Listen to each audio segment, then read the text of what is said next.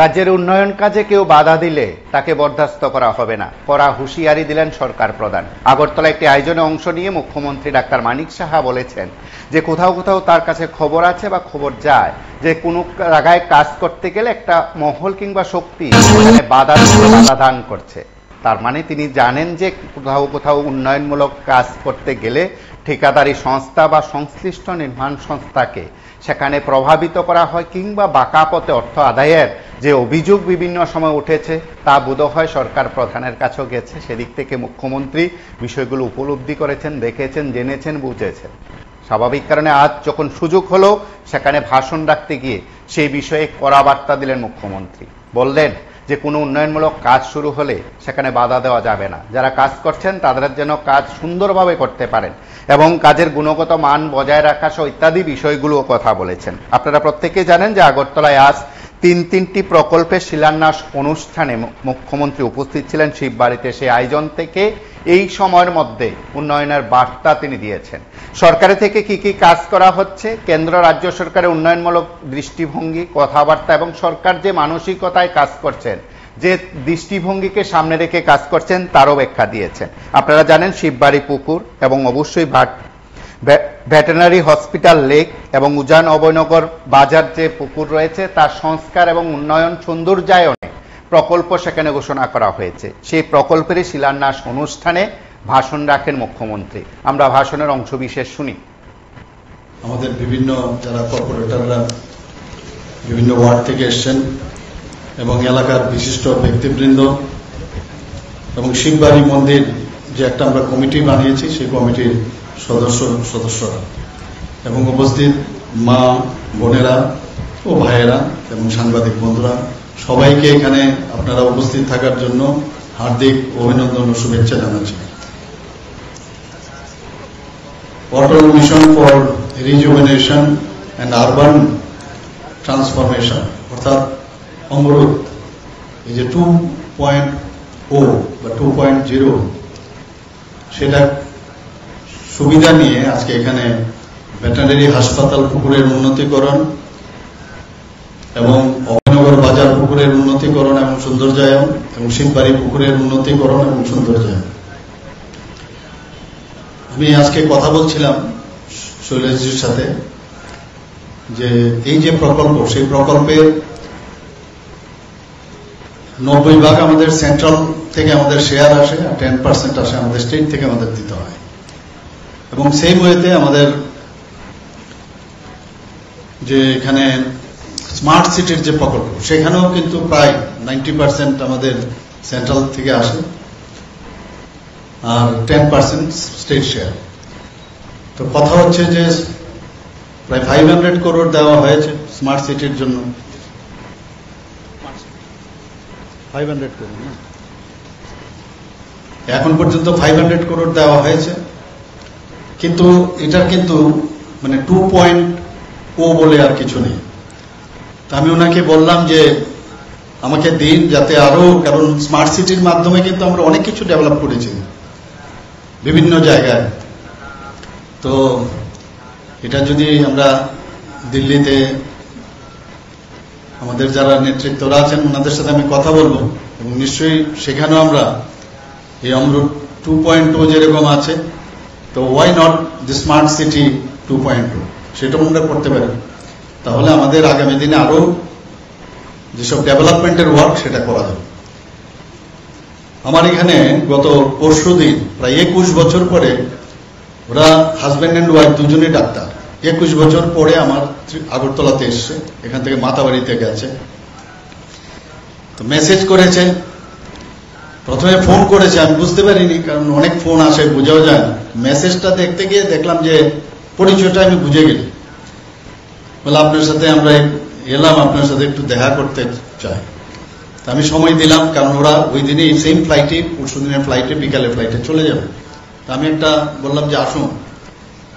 এসে বলছে যে 21 বছর পর আমরা আগরতলাতে আর এই সেই উদয়পুরের যে রাস্তা আমরা দেখলাম যে আসা যাওয়ার মধ্যে মানে 1.5 ঘন্টার মধ্যে আমাদের কাজ শেষ, মানে ভাবতে পারি না আমরা। এবং এত সুন্দর হয়েছে যে আমরা কলকাতায় ওনারা প্র্যাকটিস করেন, থাকেন ওখানে, বিভিন্ন জায়গায় যান। তো আগরতলাকে ওই আগের মতোই ওরা ভেবে নিয়েছে, বা ত্রিপুরাকে আগের মতোই ভেবে নিয়েছে যে এইরকমই আছে। আমরা বাড়িতেও যদি ছোট একটা বাচ্চা থাকে, এ বড় হচ্ছে কিনা আমরা কিন্তু যেহেতু রোজ দেখি আমরা বুঝতে পারি না।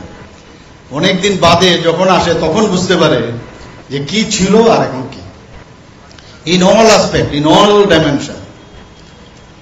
আজকে আইন শৃঙ্খলার কথাই বলুন, এখানে সৌন্দর্যায়নের কথাই বলুন, ডেভেলপমেন্টের কথাই বলুন, একের পর এক আমরা ডেভেলপমেন্ট করে চলছি। কারণ মোদিজি ডেভেলপ ছাড়া কোনো কথা বলেন না, উন্নয়ন ছাড়া কোনো কথা নেই।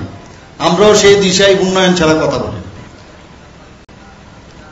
গত পরশুদিনই আমাকে শান্তিপাড়ার এলাকা থেকে বলা হয়েছে, সেখানে অনেকদিন ধরে, আমি আগেও বলেছি যে ওখানে জলের সমস্যা হচ্ছে, পুকুরের জল সরাতে হবে, ওখানে মেনটেনেন্স প্রপার হচ্ছে না। আমি শৈলেশজিকে ফোন করে আমি বললাম, উনি সাথে সাথে সেখানে গিয়ে এবং আমাকে বললো যে 4-5 দিন লাগবে জল, একদিনই নাকি জল সরিয়ে ফেলেছে। কিন্তু মুশকিল হচ্ছে, যা খবর পেলাম, আমাদের দায়িত্ব কিন্তু নিতে হবে। এখানে ডেপুটি মেয়র কিন্তু বলার চেষ্টা করেছেন, খালি আমরা বানালাম আর দায়িত্ব গভর্নমেন্টের, এ হলে হবে না। দায়িত্ব কিন্তু সবার নিতে হবে। যে শিববাড়ির কমিটি আছে, কমিটির নিতে হবে। এক একটা এরিয়ার মধ্যে আমার মনে হয় যে পুকুরের যে সংস্কার করার পরে যে লেকগুলো আমরা সংস্কার করছি, সেই লেকের সেখানে একটা কমিটি বানানো। একটু সাহস করে বলতে হবে। বিভিন্ন, আপনারা জানেন যে কিছু কিছু উচ্ছৃঙ্খল লোক আছে, তাদেরকে সামলানো সবার সেই দায়িত্ব নিতে হবে। তো সেটা নিলে তবে যে সৌন্দর্যায়ন আমরা করছি সেটাকে আমরা প্রতিষ্ঠিত করতে পারব। কিছুদিন আগে দেখেছেন এখানে যখন ফ্লাড হয়, জল একটু জমে যায় বৃষ্টি, তখন বলে যে কি অবস্থা দেখুন, এখানে কি হচ্ছে, জল জমে গেছে, এটা কি শহর। আমার এক বন্ধু, সে চণ্ডীগড়ে থাকে, আমাকে ফোন করে বলছিল যে 3 দিন ধরে সেখানে কারেন্ট নেই। কাকে বলবে বুঝতে পারছে না, কোথায় যাবে, কার কাছে যাবে। আর আমাদের এখানে ছোট জায়গা, কিন্তু সবাই সবাইকে আমরা চিনি বলে আমরা যে কোনো কথা বলতেও কোনো দ্বিধাবোধ করি না, আবার তার কাছে গিয়ে নালিশ করতেও অসুবিধা হয় না। কিন্তু ওখানে মানুষ, বিজলি নেই, জল নেই, এরকম একটা অবস্থা। আমি দিল্লিতে এবার যখন গেলাম, লাস্ট যখন গেলাম, গিয়ে দেখলাম আমার যাওয়ার কথা ছিল এইমসে, জলের জন্য যাওয়া যায়নি সেখানে, এত বৃষ্টি হয়েছে। তো আমি ওখানে বসে বলছিলাম যে আগরতলায় হলে, ত্রিপুরাতে হলে কত কথা আমাদের শুনতে হতো। তো দিল্লি তো বড় জায়গা, সেখানে কে কাকে বলবে। ওয়েস্ট বেঙ্গল, আমরা কলকাতায়ও দেখেছি জল জমে যায়। কিন্তু এখানে যেটা সবচেয়ে করুণ দৃশ্য সেদিন আমি দেখলাম, যে ড্রেন থেকে যে হারে এই নানা রকম প্লাস্টিকের বোতল, কাচের বোতল, বিভিন্ন জিনিস বের করলো স্তূপাকৃত। এদের দায়িত্ব আমাদের নিতে হবে। আমাদের প্রতিটা গলি গেলাতে আমরা দেখি এগুলো, আমরা পাশ কেটে আমরা বাড়ি দেখবো, এটা যা করার করবে। এই হলে তো কতবার করবে সেগুলো। দায়িত্ব নিতে হবে সবার। আর গভর্নমেন্ট আপনাদের পাশে আছে। এই বিষয়ে যদি প্রতিবাদ আপনারা করেন, যেটা কেন করলে তুমি, অনেকের রাইট একটা সময় ছিল, রাইট কিন্তু ভাবে যায় এখানে আমি আবর্জনা ফেলবো রাস্তায়, যে কোনো জায়গায়, সেটা আমার রাইটস, অধিকার মনে করতো একটা সময়। কিন্তু আস্তে আস্তে আস্তে করে অ্যাওয়ারনেসের মাধ্যমে আপনাদেরও কিন্তু সেই দায়িত্ব নিতে হবে। এখানে মিউনিসিপ্যালিটি বা আমাদের সরকারের তরফ থেকে করলে হবে না। এগুলো করুণ দৃশ্য, এগুলো হবে না। এই শিববাড়িতে তো আমরা ছোটবেলার থেকে আমরা এখানে ঘোরাফেরা, আমাদের অবাধ বিচরণ বলা যায়। সময়ের জন্য অপেক্ষা করতে হয়, কখন যে কোন সময় সময়ের ঘন্টা বাজবে। আজকে সেই সময়টা এসছে যে এখানের যে পুকুরটা, তারও সংস্কারের আজকের ডেটে সেটা হচ্ছে। এটা কে করবে, কখন করবে, কোথায় টাকা আসবে, দেখুন চলে এসছে। আমি এখানে বসেছিলাম, আমাদের সেন্ট্রাল জোনের যিনি চেয়ারম্যান, উনি বলছেন একটা গেলেই আরেকটা। উনি বলছেন যে মধ্যপাড়াটা এবার করতে হবে। ঠিক আছে, মাথায় রইল, অথবা হইল। আমার কর্পোরেটর মহোদয়েরা আছেন এখানে, জানি না ওনারা নামলে আবার কি বলবে। তো যেখানে আমরা বিভিন্ন জায়গায় আমরা করছি, এখানে বিস্তারিত আলোচনা হয়েছে কোথায় কোথায় কি করা হয়েছে। ডেভেলপমেন্ট ছাড়া কোনো কথা নেই, ডেভেলপমেন্ট করতে হবে। আগে কি হতো, ডেভেলপমেন্টের নামে এত বছর ধরে শিববাড়ির সংস্কার কেন হলো না, শান্তিপাড়ার কেন সংস্কার হলো না, আমরা ডিমসাগরের কেন সংস্কার হলো না, লেকের যে আমাদের লেক ভিউ আছে শিবনগরের সেটার কেন সংস্কার হলো না। এখানে ডেপুটি মেয়র বলছেন যে ওনার যে এরিয়া স্লাম এরিয়া সেখানে সংস্কারের কাজ শুরু হয়ে গেছে। এই বিষয়গুলো ভাববার বিষয় যে কারা অ্যাকচুয়ালি কাজ করতে চায়, আর কাজের নামে রাজনীতি আমরা করতে চাই না। অনেকে আছে কাজের নামে রাজনীতি, আর কাজের কোন রকম তার ধর্ম হয় না, রক্তের যেমন কোনো ধর্ম হয় না, কাজেরও কোনো ধর্ম হয় না। আর কাজের মাধ্যমে পরিচয় হয় কে কি কি, সে পারবে কি পারবে না, তার উপর ভিত্তি করে এক একজন এক এক জায়গায় তাকে জায়গা দেওয়া হয়। এখানে শৈলেশজি আমি দেখেছি যখন যে কাজটা দেয় নিপুণভাবে করার চেষ্টা করেন। আমরা জানি কেউ nobody is indispensable in this world, কিন্তু তারপরও এক এক সময় আমরা মনে করি যে এমুক ছিল তার সময় এই কাজটা হয়েছে। আমাদের বর্তমান প্রধানমন্ত্রী নরেন্দ্র মোদীজি যে কাজ করে যাচ্ছেন সারা জীবন মানুষ মনে রাখবে। আমি জানি না আনেওয়ালে দিন মে এই ধরনের একজন প্রধানমন্ত্রী আর আমরা পাবো কিনা। এইরকম প্রধানমন্ত্রী সত্যি আমরা ভাগ্যবান। এবার যখন ওনার সাথে আমি দেখা করলাম, ওনাকে আমি বললাম যে ত্রিপুরাকে আমি সাজাতে চাই, ডেভেলপমেন্ট করতে চাই। বলে मैं तो बैठा हूं डेवलपमेंट के लिए, मैं तो हूं। এই যে বিষয় কত এটা মানে শক্তি আমাদের মধ্যে চলে আসে এক কথায়। তো এই দিকে আমরা বিভিন্ন প্রকল্প আমরা বানাচ্ছি। আমি বিভিন্ন আধিকারিকদের সাথে কথা বলছি। আজকে আপনারা শুনে নিশ্চয়ই খুশি হবেন যে স্বাস্থ্য দপ্তরের তরফ থেকে আমাদের এই যে মৌ হয়েছে সিজা হসপিটালের সাথে মৌ, ওদের 12 জনের টিম আজকে কালকে এসছে এখানে। কিডনি ট্রান্সপ্লান্ট আজকে সকাল 8টা থেকে শুরু হয়েছে, ভাবা যায় কোনোদিন। এবং যে পেশেন্ট ছিল মানে পেশেন্ট তার মা, মানে যে নাকি ডোনেট করবে, ডোনার আর রেসিপিয়েন্ট তার ছেলে, মানে এত ইমোশনাল হয়েছে। গতকাল আমি দেখা করেছি, আমাকে অনেকে বলছিল এইরকম একটা মানে ঘটনা আপনি করতে যাচ্ছেন, তো একটা সভা হওয়া উচিত, সেখানে সাংবাদিক বন্ধুদের সামনে বলা উচিত, ফলাও করে প্রচার করা উচিত। আমি বললাম আমি করব না, কারণ এখানে দরকার নেই, কারণ খুব মানে অ্যাসেপ্টিক জোন, সেখানে হাইজিন মেনটেন করতে হবে, একটা ইনফেকশন হলে বিপদ। তো সেই জায়গায় এক সাংবাদিক বন্ধু আমার সাথে কালকে ঢুকছিল, ওকে না করে দেওয়া হয়েছে। আমি আগে বলে দিয়েছিলাম ঢুকতে দেবে না, তো ওখানে গেছি, ওর সাথে কথা বলেছি। She was crying like anything. বলছে যে এই যে কাজ আপনি করলেন, কত লাখ লাখ টাকা খরচ, সেই জায়গায় আমরা মাত্র, আমাকে যা ডাক্তারবাবুরা বললেন, মানে 1.5 লাখ টাকার মতো আমরা যারা আসছে তাদেরকে দেব, আর তাদের থাকা খাওয়া আমরা সরকার বহন করবে, তার একটা পয়সাও লাগবে না। ভাবুন তো, কোনদিন কেউ ভেবেছিল?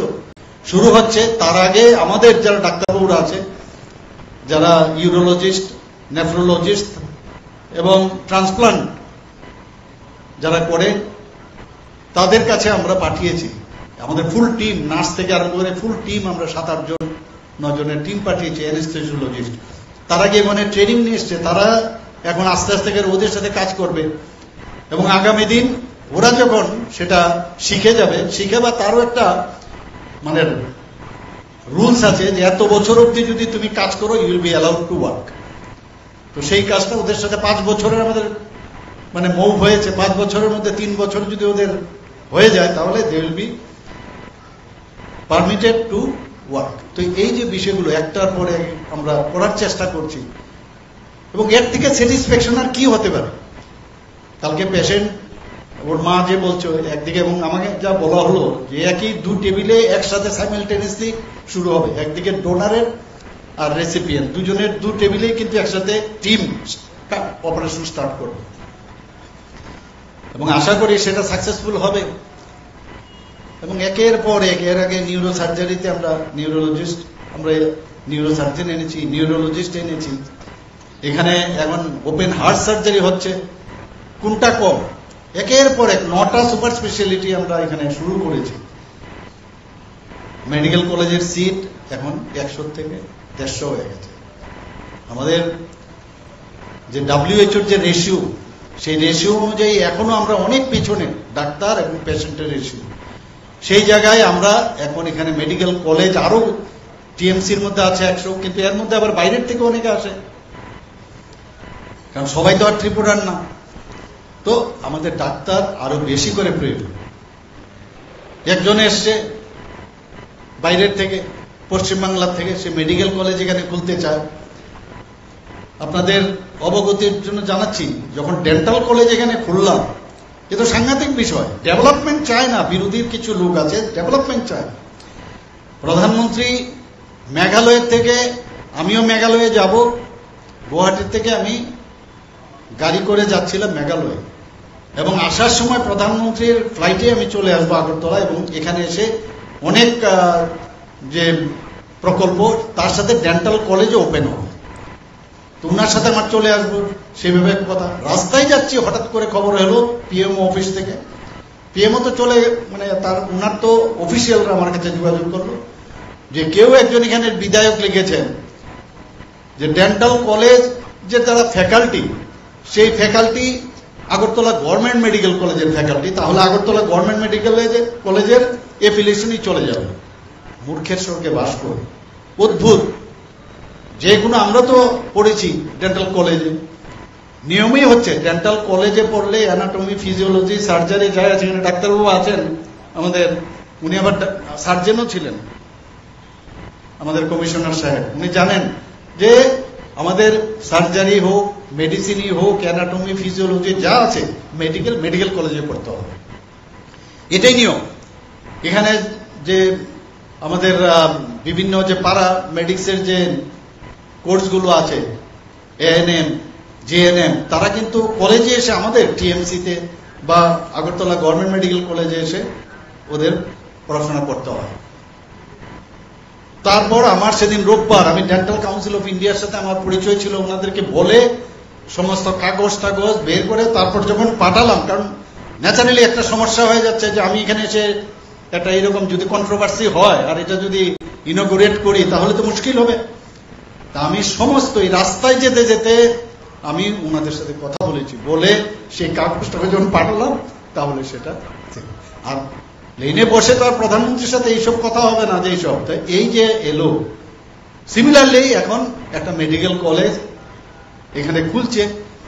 প্রথমে আমি বললাম যে কি করে মেডিকেল কলেজ গভর্নমেন্টের পারমিশন ছাড়া হবে, তো সেই বিষয়েও আবার পেছনে লেগে গেছে, বলছে যে ওর নাকি অনেক ধরনের করাপশনে জড়িত। আমি বললাম, ও যদি করাপশনে জড়িত হয়, ওকে দড়ি লাগিয়ে পুলিশ নিয়ে গেলেই হয়, আমাদের তো কোনো সমস্যা নেই। আমাদের কথা হচ্ছে 3 বছরের যদি যা যা এনএমসি তো সব দেখে তবেই তো পারমিশন দেবে। এখানে যদি এই 150 বা 100টা এমবিবিএস এর স্টুডেন্ট এখানে বেরোয়, এখানে 1000 লোকের চাকরি হবে, তো আমাদের কি অসুবিধা?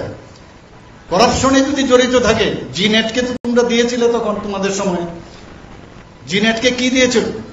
বিল্ডিং দিয়েছে, ম্যান পাওয়ার দিয়েছে, যন্ত্রপাতি দিয়েছে, জমি দিয়েছে। ওনাদেরকে আমরা কি দিলাম? কিছুই দেয়নি। জমি ও নিজে কিনেছে, বিল্ডিং নিজে করছে, ম্যান পাওয়ার দেয়নি। আমরা কি দিয়েছি? 2 বছরের জন্য ম্যাক্সিমাম আইজিএম এর মধ্যে যারা স্টুডেন্টদের তাদের পড়াশোনার দায়িত্ব, এরা এসে স্টুডেন্ট যারা পেশেন্ট আছে তাদেরকে ওরা পড়াতে পারবে পেশেন্ট দেখে। তার জন্য 2 কোটি টাকা ব্যাংক গ্যারান্টি, 10,000 টাকা করে প্রতিটা স্টুডেন্টের জন্য তারা দিতে হবে আমাদের। এই ক্লজ আমরা রেখেছি, আমরা কিচ্ছু দেইনি, কিন্তু এটাকে নিয়েও চেষ্টা। উনি নাকি এই মুখের সাথে যুক্ত হতে, মুখে তখন মনে হচ্ছে যে ওই আমাদের পার্টির যিনি মুখ কথা বলেছেন, আরে আমাদের পার্টির এ মুখে তো অনেক কিছু তোমাদের এগেনস্টে বলে, সেই কথাটা লুপে নিচ্ছ না, খালি এই কথাটা লুপে নিচ্ছ। এই যে একটা রাজনীতি করে, অদ্ভুত। আর আমাদের এই সরকার সব খবরাখবর নিয়ে তবেই এটা করেছে, পরিষ্কার। এই ধরনের ডেভেলপমেন্ট হতেই যায় না কোথাও, ডেভেলপমেন্টের কোনো সুযোগ নেই। আমি জানি না এখানে শীতবাড়ির বিষয় কোন জায়গা থেকে কখন কি আসবে আমার জানা নেই, তো এইগুলো করে ওরা। আপনারা দেখুন এখানে শীতবাড়ির যারা বাসিন্দারা এই অত্র এলাকায় আছেন, যখন এটার পরিবেশটা কিরকম হবে একবার ভাবুন তো। চিত্রটা নিশ্চয়ই আপনারা দেখেছেন, কত সুন্দর হয়ে গেল জায়গাটা। আজকে ভেটেরিনারি হসপিটালের সামনে কিরকম লেকটা কি লাগবে বলুন। হ্যাঁ, হিরাদা তো এখানে ঘুরবে মনে হয়, রোজ সকালে মর্নিং ওয়াক করবে, বাজারে বাজারে করতে যাবে, কত সুন্দর। আমরাও চাই সব জায়গায়, কেন এখানে ভিড় থাকবে? এই যে ট্রান্সপোর্টেশনের সমস্যা প্রায়ই আসে। ইচ্ছা আছে যে এই ধরনের যে সেন্ট্রাল রোডের কি অবস্থা, মানুষ আসতেই পারে না। চিন্তা আছে, ভাবনা আছে, যখন সঠিক সময়ে সঠিক ব্যবস্থা সেটা আমরা করব। আমরা জানি মানুষের সমস্যা আছে, এই সমস্যা যত সমস্যা আছে বলেই তো গভর্নমেন্ট, আনলে তো গভর্নমেন্টের দরকারই ছিল না। অফিসিয়াল যারা আছে ওরাই করতে পারতো সব। এবং এই জনপ্রতিনিধির কাছে আসে এই কারণেই, কারণ এই জনতা জনার্দন এবং তার যে প্রতিনিধি, তার কাছে এই কারণেই আসে যে আমার সমস্যা। অনেকে চাকরির জন্য